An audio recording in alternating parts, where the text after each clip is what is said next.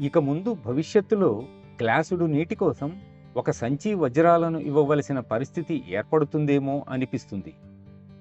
ప్రస్తుత పరిస్థితి యుద్ధాల వలన, కమ్యూనిజం, మార్క్సిజం, క్యాపిటలిజం వల్ల, మరొక దాని వలన కాదు.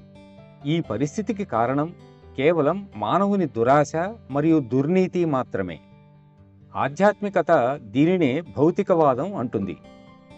సహజ మార్గం భౌతికవాదం నుండి తిరిగి ఆధ్యాత్మిక జీవనానికి మరలండి అని అంటున్నది. మానవుడు ఆపాదించిన విలువల నుండి నిజమైన మానవ విలువలకు మరలండి అని అంటున్నది. కృత్రిమ విలువల నుండి నిజమైన విలువల వైపు, ప్రకృతి సిద్ధమైన విలువల వైపు మరలండి అని అంటున్నది.